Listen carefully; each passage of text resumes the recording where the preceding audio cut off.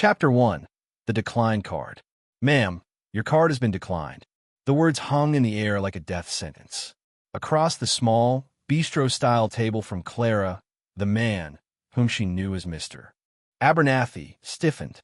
His fingers tightened around his wallet, the worn leather crinkling softly in the quiet atmosphere of Le Fleur, a restaurant more known for its pretentious ambience than its reasonable prices. His wife, Susan, her face already etched with a perpetual weariness, paled slightly. Their teenage daughter, Brianna, a vision of sullen adolescence, sank lower in her seat, her eyes darting around the room as if hoping no one had noticed their predicament. But they had been noticed. Le Fleur was the kind of place where embarrassment had an audience. Every hushed conversation, every clinking glass, seemed to amplify their silent struggle. Clara could see the flicker of panic in Mr. Abernathy's eyes, the subtle tremor in his hand as he pushed the card forward once more. "Try one more time, please," he mumbled, his voice barely audible above the soft strains of a classical guitar. The server, a young woman named Olivia, with kind eyes and a perpetually apologetic demeanor, swiped the card again. The digital screen flashed its verdict. Declined. Again and again. Susan Abernathy's hand reached across the table to cover her husband's, her fingers interlacing with his in a silent gesture of support. Brianna, mortified, pulled out her phone, feigning intense interest in something, anything, other than the scene unfolding at their table. Their son, little Timmy, blissfully unaware of the drama, continued to happily munch on a breadstick. What happened next would change Clara's life forever. Because Clara Bellwether didn't just witness the family's silent humiliation, she did something about it. Something impulsive, something unexpected, and something that would ripple through her life in ways she couldn't possibly imagine. What she didn't know was that her small act of kindness wasn't just a moment of generosity. It was a test, one she didn't even realize she was taking. And someone very powerful had been watching. Chapter 2. Chicago Dreams.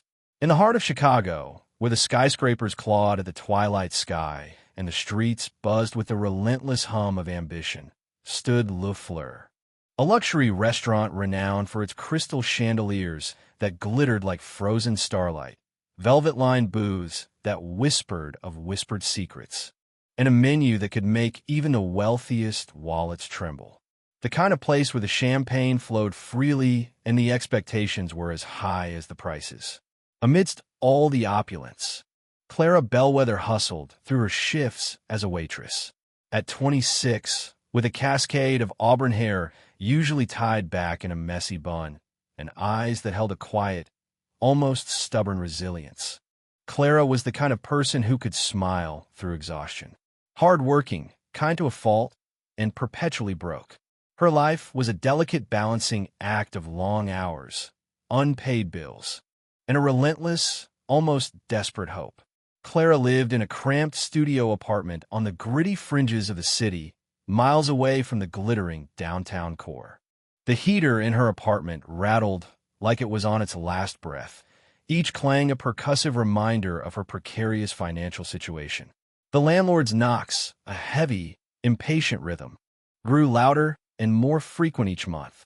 She worked grueling 12-hour shifts at Le Fleur, sometimes stretching to 14 when someone called in sick, just to keep the lights on and put food in her fridge. Her dreams of finishing her degree at the local community college, of escaping the relentless grind, felt like distant stars, visible, but achingly unreachable. Clara had grown up in a small, forgotten town in rural Illinois, a place where ambition was a luxury few could afford. She'd arrived in Chicago with a suitcase full of dreams and a heart full of hope, determined to make a better life for herself.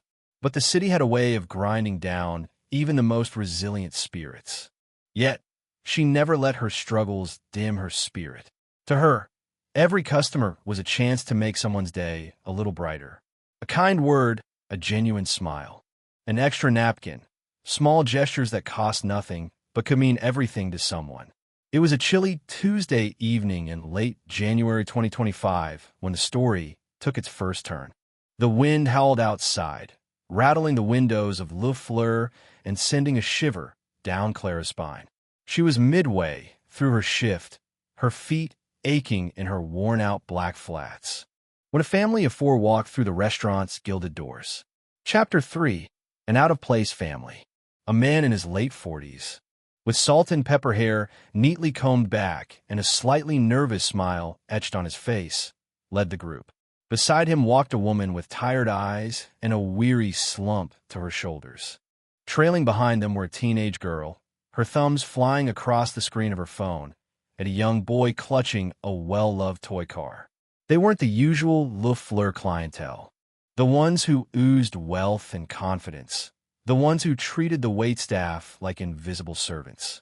These folks looked out of place, like they'd stumbled into a world they didn't belong to. Their clothes were clean, but clearly not designer. Their faces were kind, but etched with worry lines. They looked like they were celebrating something special, but their celebration felt fragile. Tentative, Clara greeted them warmly, her voice soft but genuine. "Welcome to Le Fleur. First time here." The man nodded, glancing around as if expecting someone to ask him to leave. "Yeah, first time. Heard it's nice." Clara, used to discerning the subtle cues of her customers, sensed their unease. She knew they were probably stretching their budget to be there, that this meal was a special occasion. She made a mental note to give them the best service she could. She led them to a corner table, tucked away in a slightly less ostentatious section of the restaurant. She handed out menus, her movements efficient and practiced, and took their drink order with the patience of someone who'd memorized every dish's ingredients and every wine's vintage. The man ordered a scotch, neat. The woman asked for a glass of Pinot Grigio. The teenage girl, still glued to her phone, grudgingly requested a Coke. And the little boy, his eyes wide with wonder, wanted a glass of apple juice. When she returned with their drinks, Clara took their dinner order. Steak for the man, medium rare. Salmon for the woman, grilled with lemon. Pasta Alfredo for the girl, no mushrooms. And a kid's burger for the boy, plain with no pickles. Simple enough. But as she took the menus back, Clara noticed something. The man's hand trembled slightly as he handed it over. A bead of sweat glistened on his forehead, and his smile seemed a little too tight, a little too forced. Chapter 4. A moment of joy, a hint of trouble. When their meals arrived, steaming and plated with the restaurant's signature flair, the family seemed to relax. The boy grinned, happily attacking his burger. The teenage girl even put her phone down for a bite of pasta. The man and woman shared a quiet smile, a flicker of connection passing between them. Clara watched from afar, wiping down a nearby table, feeling a small glow of satisfaction. She loved these moments, where her work brought a flicker of joy to someone else. It was a small thing, but it made the long hours and the aching feet worthwhile. For a brief, fleeting moment, the Abernathy family seemed to have forgotten their worries. They laughed, they talked, they enjoyed their meal. They looked, for all the world, like a normal, happy family. But then came the bill. Clara printed it out, the total, $142.87, staring back at her in stark black and white. She set it on their table with a polite smile. "Whenever you're ready." The man reached for his wallet, pulling out a faded credit card. It was a generic card, not one of the platinum or black ones that the regular Le Fleur clientele flashed around. "We'll pay with this," he said, avoiding her gaze. Clara nodded, returned to the POS machine, swiping the card with practiced ease. She'd done this thousands of times. It was second nature to her. But then the screen flashed a message. Declined. Clara frowned. Maybe it was a glitch. She swiped the card again. Declined. The man's face flushed red, a crimson tide creeping up his neck. He muttered something under his breath. "Try it again, please." Third time. Declined. Fourth. Same result. The woman, Susan, whispered something to him, her voice tight and anxious. The teenage girl, Brianna, sank lower in her seat, mortified. The only one oblivious to the escalating tension was little Timmy, still happily playing with his toy car. Chapter 5. An impulsive act. Clara stood there, the POS machine in her hand, watching the scene unfold. The restaurant was quiet enough that a few nearby tables had turned to glance their way. She could see the panic in the man's eyes, the way his wife clutched her purse like it might hide their shame. She felt a pang of empathy for them. She knew what it was like to struggle, to feel the weight of financial pressure bearing down on you. She'd been there, more times than she cared to remember. Without thinking, without calculating the consequences, Clara made a choice. She leaned in slightly, her voice low and reassuring. "Hey, no worries at all," she said. "I've got this. I'll cover the bill. You just enjoy your night, okay?" The family stared at her, stunned. The man stammered, "No, we can't let you do that." But Clara cut him off with a gentle shake of her head. "Please, it's my treat. Happens sometimes. No big deal."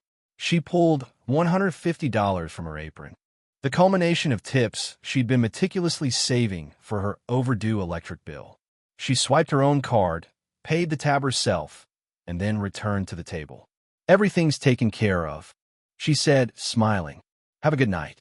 The family thanked her profusely, their voices thick with gratitude and embarrassment. They gathered their things, apologized again, and hurried out into the night. Chapter 6. A Secret Kept. Clara didn't tell anyone. Not her manager, Mr. Henderson, a gruff but ultimately decent man who ran Le Fleur with an iron fist. Not her coworkers, a ragtag bunch of servers and bartenders who were more like family than colleagues. She just pocketed the receipt and went back to wiping tables, her heart a little lighter despite her now empty wallet. She knew she'd probably regret her impulsiveness later, when the electric bill arrived and she had no way to pay it. But in that moment, seeing the Abernathy family's relief, their gratitude, she felt a sense of quiet satisfaction. She'd done something good, something that mattered. It was just a small act of kindness, a fleeting moment of generosity in the grand scheme of things. But little did she know that it had set something much bigger in motion. The rest of the evening passed in a blur of orders, refills, and demanding customers. Clara tried to push the Abernathy family out of her mind, focusing on the task at hand. But every now and then, she'd catch herself thinking about them, wondering if they'd made it home okay, if they'd been able to shake off the embarrassment of their decline card. Where shift finally ended, Clara was exhausted. Her feet ached, her back throbbed, and her head was pounding. She changed out of her uniform, grabbed her coat, and headed out into the cold Chicago night. Chapter 7. A Test Revealed. Days passed, and life at Le Fleur rolled on. Clara worked her shifts, dodged her landlord's increasingly insistent calls, and tried not to think too much about the money she'd lost. She picked up extra shifts whenever she could, scrimping and saving, trying to replenish her depleted funds. Then, on a bustling Saturday night, the restaurant's atmosphere shifted. A hush fell over the staff as a tall, imposing man in a tailored suit strode through the doors. It was Julian Devereux, the CEO of Devereux Enterprises, the massive conglomerate that owned Le Fleur and dozens of other high-end restaurants, hotels, and resorts across the country.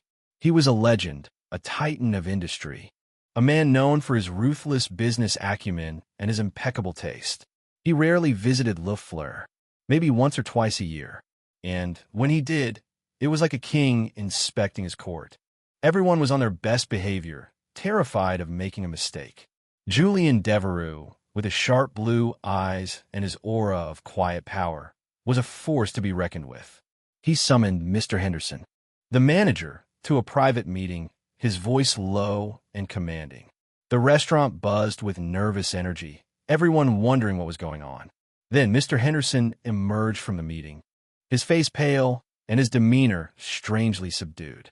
He called an impromptu staff meeting in the back room, his voice trembling slightly as he addressed the gathered servers, bartenders, and kitchen staff. Julian Devereux himself would be speaking to them. Clara stood near the edge of the group, her apron still damp from a spilled glass of wine. Her stomach tightened with apprehension. She hadn't done anything wrong, as far as she knew, but she couldn't shake the feeling that something big was about to happen. Julian Devereux entered the room, his presence immediately dominating the space. He surveyed the group with his piercing blue eyes, his gaze lingering on each person for a brief, unsettling moment. "How's the restaurant doing?" he asked, his voice smooth but commanding. Mr. Henderson, usually a man of bluster and bravado, stepped forward, his voice unusually meek. "Great, sir. Business is booming. Customers are happy." Julian Devereux nodded, then tilted his head, a subtle gesture that sent a ripple of anxiety through the room. "Anything unusual happened lately? Anything worth mentioning?" Mr. Henderson hesitated, then shrugged. "Not that I can think of, sir. It's been smooth sailing." Clara shifted on her feet, her heart pounding in her chest. She hadn't told Mr. Henderson about the Abernathy family. She hadn't told anyone. Why would she? It was her burden, not theirs. But Julian Devereux wasn't done. He crossed his arms, a faint smile playing on his lips. "Interesting, because I sent a family here a few days ago. A test, you could say. Their card was declined, intentionally. I wanted to see how you'd handle it." The room went dead silent. Mr. Henderson's bravado vanished. Clara's heart thudded in her chest like a trapped bird. "A test?" Julian Devereux's gaze landed on her. "Clara Bellwether, right?" She nodded, barely breathing, her face flushing crimson. She stepped forward, her hands trembling slightly. He continued, "That family told me what happened. They said a waitress. You paid their bill out of your own pocket. Didn't make a fuss, didn't ask for praise, just did it. Is that true?" Clara swallowed hard, her mouth dry. "Yes, sir. They seemed like they needed help. I didn't think it was a big deal." Julian Devereux's smile widened, but there was something unreadable in his expression, something that made her both hopeful and terrified. "Not a big deal," he repeated, his voice soft but laced with steel. "You spend your own money I'm guessing you don't have to spare, on strangers." "Why?" She hesitated, then said simply, "Because it felt right." The room buzzed with whispers, but Julian Devereux raised a hand to silence them. "I'm impressed, Clara. More than impressed. That kind of instinct, that kindness, it's rare. And it's exactly what I want leading this place." He turned to Mr. Henderson, whose jaw dropped.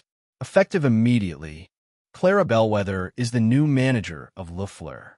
Mr. Henderson, you'll step into a support role." Gasps rippled through the staff.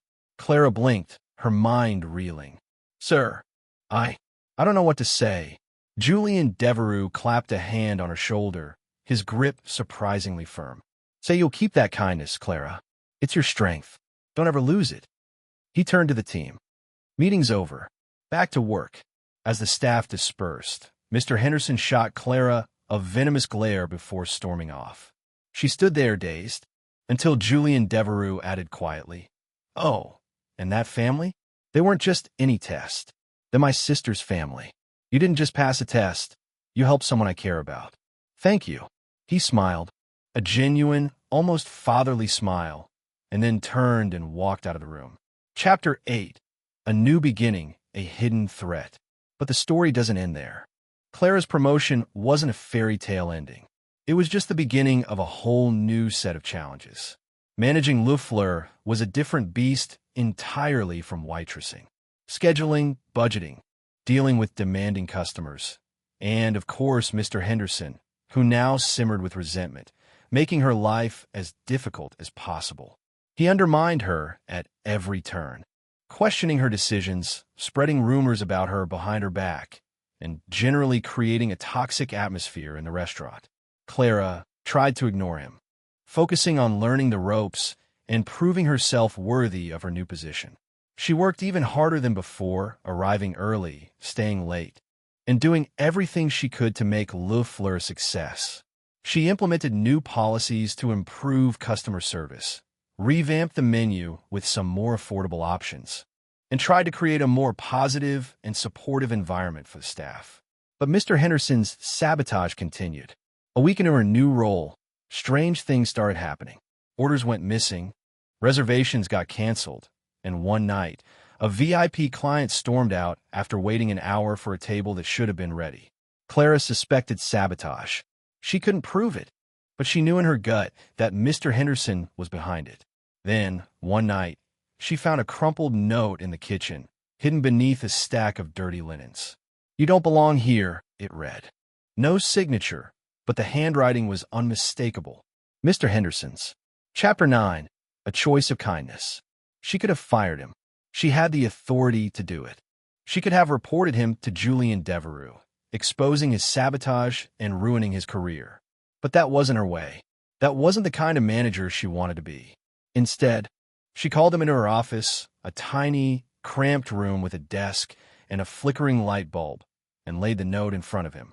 Mr. Henderson stared at it, his face paling slightly. "Paul," Clara said calmly, using his first name for the first time. "I don't want to fight. I just want this place to work.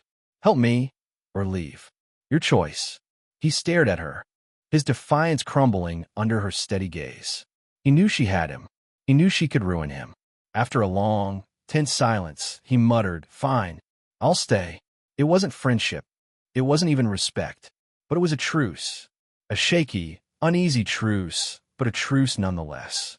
Clara knew she was taking a risk, trusting someone who had clearly betrayed her. But she believed that everyone deserved a second chance. She hoped that Mr. Henderson would use this opportunity to redeem himself. Chapter 10. The Anomaly. The real twist came a month later. Clara was balancing the books, meticulously reviewing the financial statements, when she noticed an anomaly. Thousands of dollars unaccounted for. Funds that had been siphoned off over a period of months.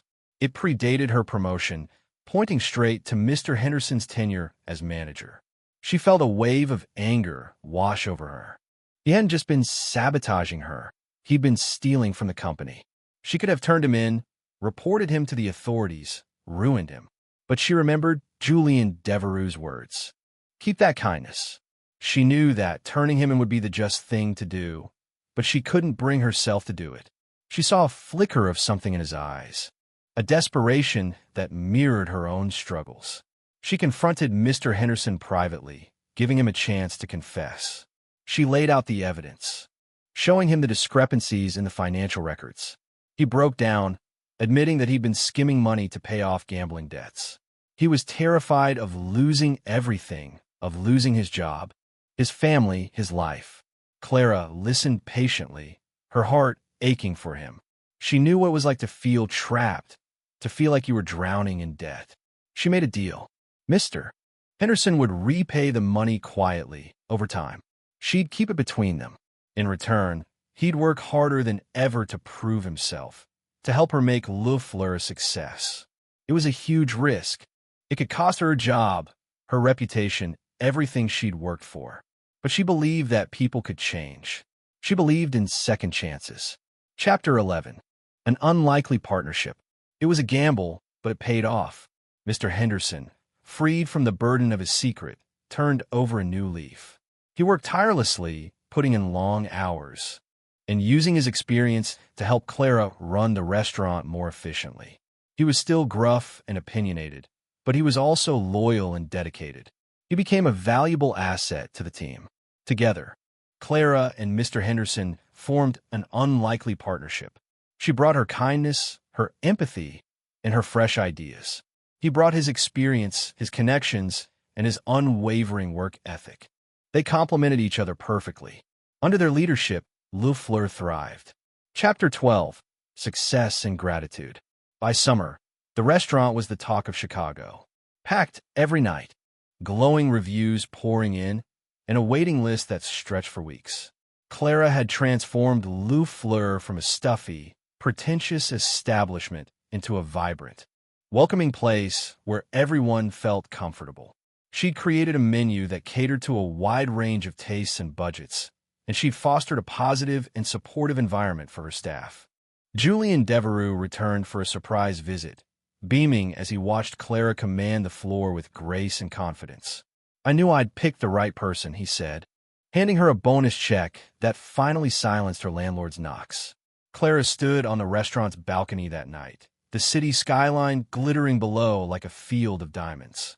She'd started as a struggling waitress, scraping by on hope and grit. Now, she was a manager, a leader, a woman who had turned kindness into power. The bills were paid. Her dreams were within reach, and as the wind brushed her face, she smiled, knowing that she'd never lose the heart that got her there. Clara knew this was only the beginning. She was young and ambitious, and she had big plans for the future. She wanted to use her success to help others, to give back to the community that had supported her. She wanted to create opportunities for people who, like her, had started with nothing.